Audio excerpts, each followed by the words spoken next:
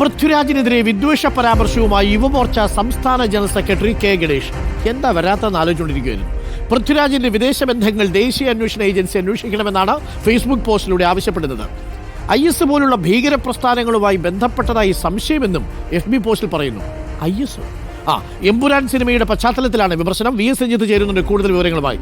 VS Ranjith, നമ്മൾ പ്രതീക്ഷിച്ചിരിക്കുകയായിരുന്നു ആരാണ് IS മറ്റേ തീവ്രവാദ ബന്ധമൊക്കെ ആരോപിക്കാൻ സാധ്യതയുള്ളത് എന്ന്. എന്തായാലും കെ ഗണേഷിൻ്റെ ഫേസ്ബുക്ക് പോസ്റ്റ് വന്നു കഴിഞ്ഞു. അപ്പോൾ കാര്യങ്ങൾ ഇനി അങ്ങോട്ട് ഉഷാറായി വേഗത്തിൽ നടക്കുമായിരിക്കും. എന്തായാലും തീരുമാനിച്ച മട്ടാണ്. ഇതൊരു ആസൂത്രിതമായിട്ടുള്ളൊരു നീക്കമായിട്ട് വേണമോ കണക്കാക്കാൻ? BJP-യിൽ ഔദ്യോഗികമായിട്ടുള്ള പ്രതികരണങ്ങൾ വന്നിട്ടില്ലെങ്കിൽ പോലും സിനിമയെ കണ്ടാൽ മതി എന്ന് പറഞ്ഞാൽ പോലും ആ ചുമതല മറ്റുള്ളവർ ഏറ്റെടുത്തു എന്ന് വേണമോ മനസ്സിലാക്കാൻ?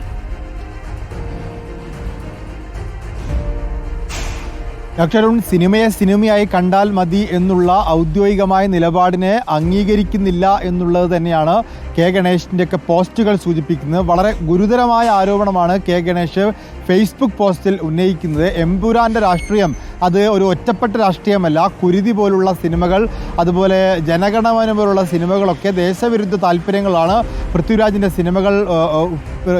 സിനിമകളിലൂടെ പ്രക്ഷേപണം ചെയ്യപ്പെടുന്നത്. ഇത്തരം ദേശവിരുദ്ധ സിനിമകൾ നിരന്തരം പൃഥ്വിരാജ് സംവിധാനം ചെയ്യുകയോ അല്ലെങ്കിൽ അഭിനയിക്കുകയോ ഒക്കെ ചെയ്യുന്നത് ആടുജീവിതം എന്ന സിനിമയ്ക്ക് ശേഷമാണ്. ആടുജീവിതത്തിൽ ജോർദാനിൽ കുടുങ്ങിയ സമയത്ത് അദ്ദേഹത്തിന് എന്തെങ്കിലും വിദേശ ബന്ധങ്ങൾ ഉണ്ടായിട്ടുണ്ടോ, ഈ IS പോലുള്ള ആശയങ്ങളുമായി അദ്ദേഹത്തിന് താല്പര്യം ഉണ്ടായിട്ടുണ്ടോ എന്നൊക്കെ പരിശോധിക്കണം എന്ന അർത്ഥത്തിലുള്ള വലിയ ഗുരുതരമായ ആരോപണമാണ് ഇപ്പോൾ കെ ഗണേഷ് ഉന്നയിച്ചിരിക്കുന്നത്. അത് ദേശീയ അന്വേഷണ ഏജൻസി അന്വേഷിക്കണം എന്നുകൂടി അദ്ദേഹം പറയുന്നു.